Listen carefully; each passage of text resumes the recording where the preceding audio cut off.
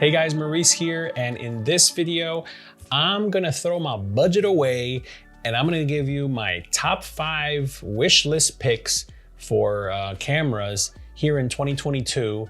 It's probably the best of the best in the sense that these are good cameras or great cameras that would be great for content creation, for photography. Even if you're starting out and money is no object, or money is no option. If there's no budget, basically, these are the top 5 that I would pick. And I'll give you some lens recommendations at the end if you stick around.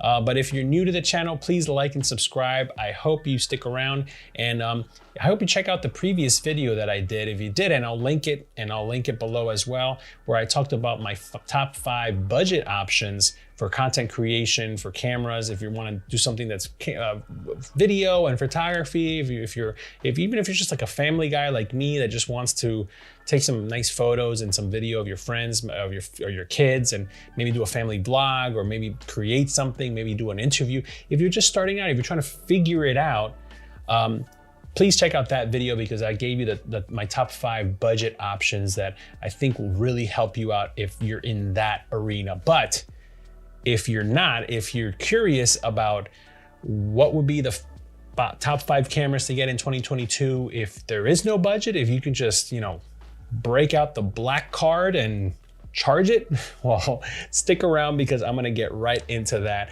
Number 5 on my list is the Canon EOS R. It is a mirrorless camera. It's probably after the M50, Canon M50, this is probably the next, the best step up from something like that, because this camera is basically, it's the closest thing to professional. I mean, it's a professional camera.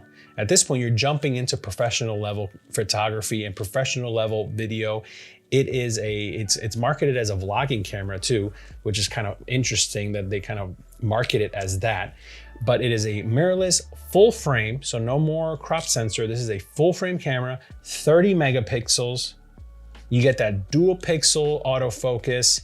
And right now, as the time of this recording, it's retailing for $1,799. That's $1,800 basically, and that is just for the body alone. So you're only getting the camera, no lens included in this deal.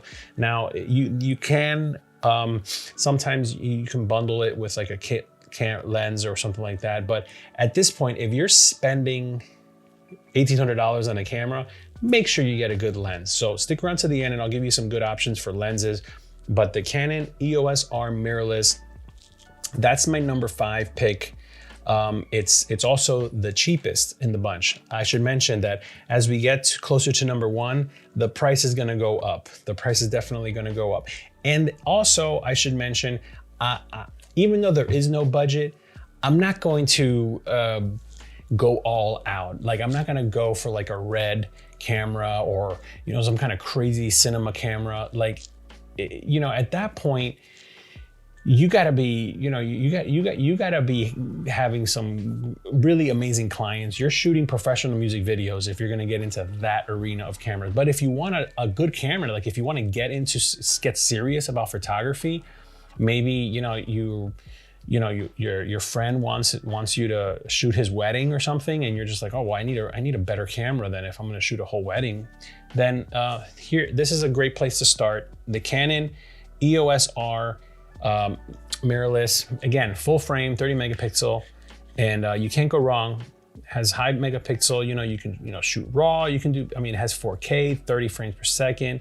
It has Canon log and 10-bit 422, and at this point, you're in the major leagues.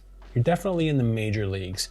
And right now, as at the time of the recording, you could even get this camera renewed or refurbished on Amazon for $1,569. So I'm gonna link all these cameras below so you can check them out. But that is my number 5 pick. Number 4 on my list is another Canon camera, and that would be the next step up from the camera that I mentioned, the R, and that would be the Canon EOS R6. This is like the next camera up in the evolution.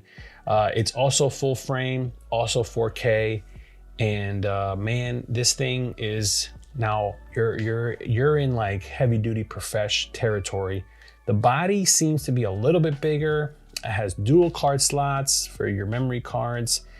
It's still a relatively, compared to DSLRs, you know, mirrorless cameras are still smaller in size. So it's not an intimidating looking camera, but it's a beautiful camera, and it's definitely priced professionally, because now you're talking, this is $24.99 for the body only.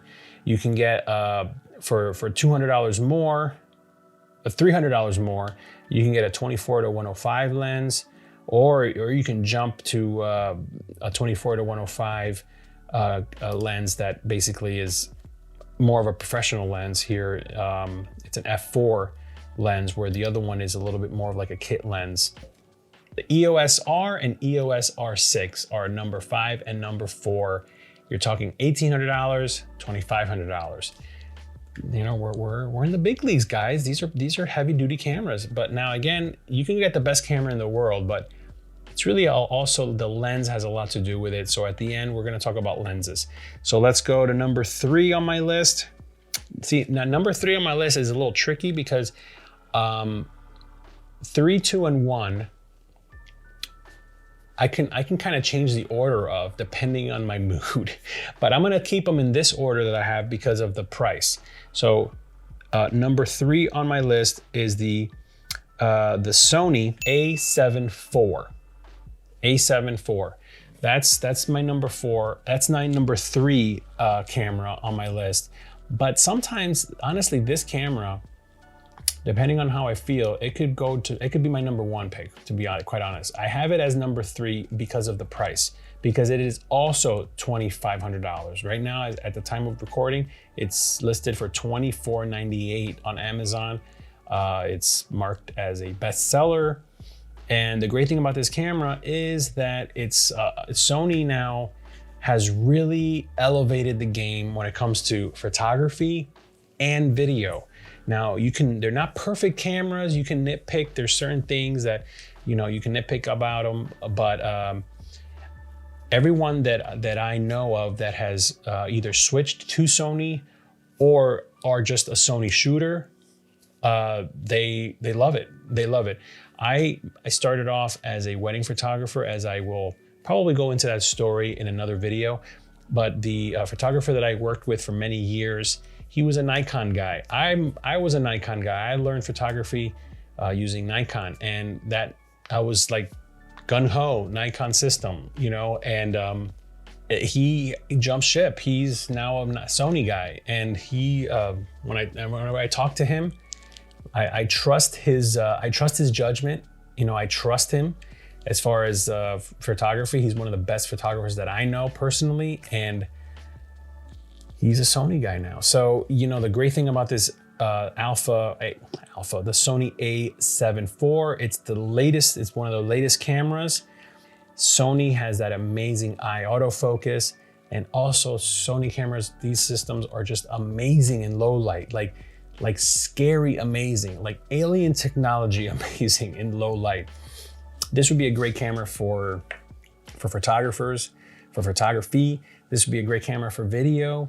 And even though now you're talking about a bulkier professional camera, you know, you can throw on a wide angle lens on here and vlog with it.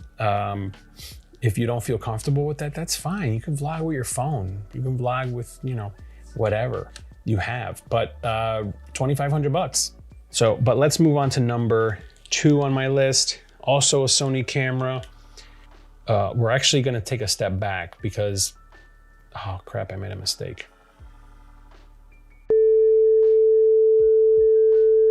Okay, so correction. It's number 2 on the list right now, but really number 3 should have been number 2, and number 2 should have been number 3. But we're gonna say it anyway, and that's the Sony A7C. So the Sony A7C really should be number 3, and the A7 IV should be number 2. But you know, we'll forgive myself. Again, these cameras, I go back and forth because sometimes I'm like, do I want a bigger camera or do I want a smaller camera? Like, you know, I'm all about like not having to carry something like bulky. And if you're gonna pay so much money for a camera, but I also don't want to feel like I'm carrying around this giant, massive camera. So what's nice about the Sony A7C is that it's full frame, and it's almost like they took the insides of a more professional, higher level Sony, and they stuck it in a smaller body. And I'll put some pictures up so you can see. It has a little flippy screen. It does have a viewfinder, which is nice, because sometimes in order to make the camera smaller, they take away the viewfinder. This camera does have the viewfinder. It does do 4K. It does have all your inputs, has headphone jacks and microphone jacks and all kinds of stuff. It's literally under $2,000. It's $1,798 at the time of recording right now on Amazon. It's $1,798. This camera almost belongs on my budget list, but it did not make it on my budget list because, you know, I think this is more leaning more towards the professional side of things. So if you want to jump into more professional video and photos, but like me, you kind of want a small body, a small camera body, you know, then this is a great option. This is a great option because of the size of the body. And then, you know, after that, if you don't care about the size and you just want a more meatier camera with bigger specs, then definitely the A7 IV. And but then number one on my list, the reason it's number one is twofold.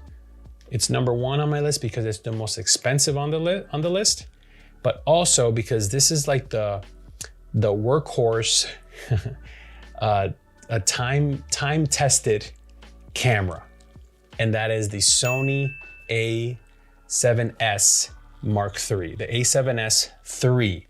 This camera is $3,500 as of the time of this recording, and this is the camera that like so many people use for YouTube. So many people that are Sony guys are using this camera for video. Not so much for photos. That's the only disadvantage of this camera because it is only 12 megapixels. However, just because it's 12 megapixels doesn't mean it's garbage. Again, most people are never going to take a photo and blow it up and print like a giant, like 20 by 30 poster of that photo.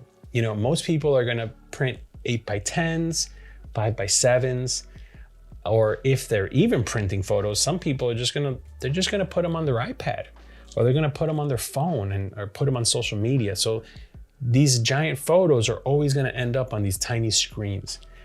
So you can definitely get away with taking some nice photos, and even if you print these, you know, 12 megapixel is not bad at all. Like, let's remember where digital photography has come from. Like, you know, 12 megapixel was like, wow, you know, at one point in time. So now we're just so used to hearing these giant numbers like 24 megapixel, 30 megapixels, 60 megapixels. Oh my gosh. But what makes this camera great is because of the lower megapixel, you get better video, you get better low light performance, you get a lot of advantages, and I can see the appeal, and it's the most expensive on the list. So that's why it's number one as well, because it's pretty pricey. It's $3,500, and we haven't even touched on lenses, which is crazy.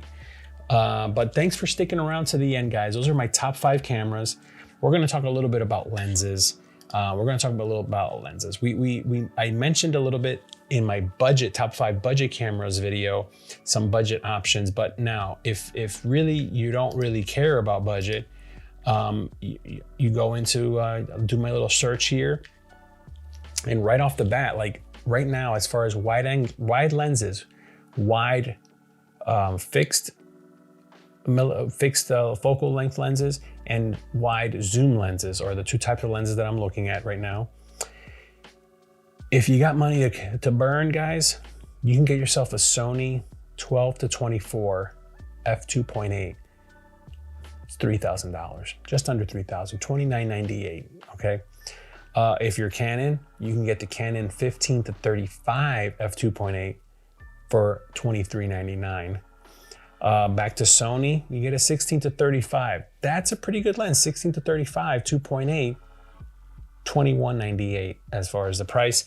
The 16 to 35 for Sony, that could be a great like all around lens because you can vlog with it, it's wide.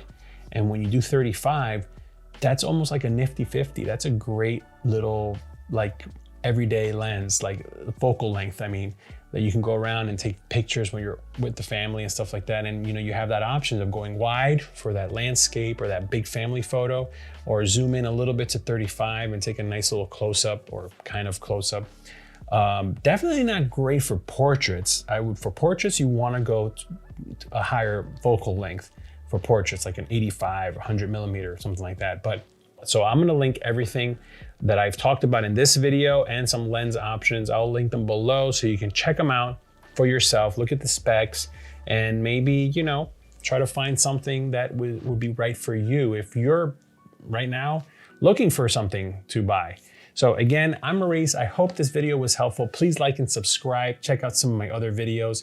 I have the top 5 budget video up as well, so check that out as well. I did a video where I reviewed one of the cheapest lavalier microphones that you can find on Amazon, and you're listening to it right now. And you know, you can check out also some of our family vlogs that I've shot, a lot of them with either a phone or a GoPro, or this camera that you're watching right now. So, but right now, if I could, those are the cameras that I would be looking at right now, because I'm constantly scouring the interwebs, trying to find the best deal and trying to see like what would be the next best thing to get. So if there's another camera that maybe is not on this list, or maybe instead of one of the ones on this list, you have a different opinion, let me know in the comments below. I'd love to start a conversation down there. You can hit me up on Instagram as well. I'll link everything below. But guys, until next time, keep looking, keep creating on a budget. I'll keep doing the same. And oh, that's good. I'll see you in the next one.